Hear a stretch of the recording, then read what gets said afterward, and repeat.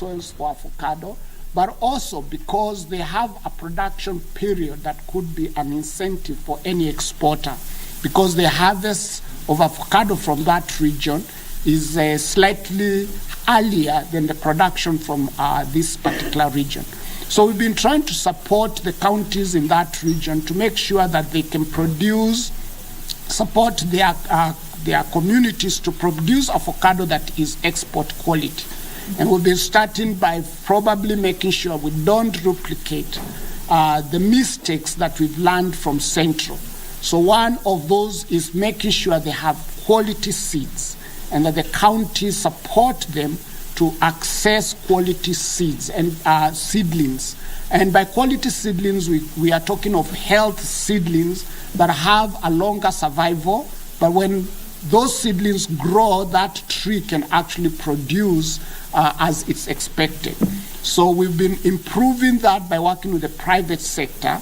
We've been working with the KTL in Kitale to be able to actually create a seedling site where they can produce over 100,000 seedlings for counties to access, but also for farmers to access. But also we've been trying to support farmers to increase the number of trees that they have. As you know, many farmers produce avocado, but many of them have either 2 or 3 trees, 10 trees to a maximum, but that might not be economically viable to attract an exporter to go there. So we've been incentivizing farmers by giving them like a subsidy funded by USAID so that they can be able to actually buy more seedlings and increase their seedlings from probably an average of 10 to an average of 20 to 50 trees. And from that, they can actually get good income and they can attract a private sector or a company to come to that particular region. But also organizing farmers so that they can be organized into farmer groups that can attract anyone who wants to give them extension, and especially the private sector. Remember, private sector, to give extension to farmers, they do that because they know they will buy from the farmers. So they give that extension to the farmer, maybe free of charge or at a very subsidized price, but is of course on commitment of the farmer through contractual mechanisms, so they get a contract that they will provide that supply to the farmer. So we've been working with the counties to make sure that farmers access quality extension, not just any extension. Farmers are able to aggregate demand, but also they are able to aggregate their supplies and have a site where an exporter or a buyer can go and buy from them.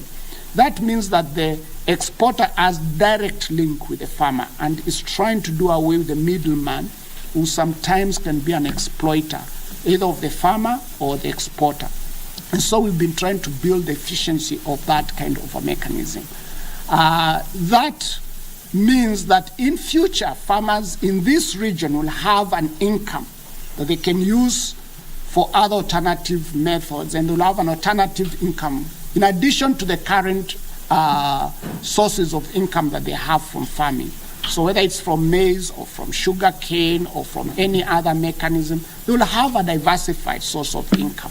And that diversification by itself increases their chances to stand in case of a shock or a stress that they may experience. So is it like Spain has a plan maybe to have 2 seasons of avocado to offset maybe low production in the global market? It's not 2 seasons, it's just extending the season. So instead of them starting to harvest in March up to July, they have an opportunity to extend that window so that now we can have harvest from Western from January to April. And is the conversation ongoing there? Feed the Future at Villa Rosa Kempinski, where topic of enhancing crops and dairy market system by Dr. Robert Mwadime, the Chief of Staff, USAID, is currently addressing members of the Fourth Estate in terms of improving the agricultural sector in the country.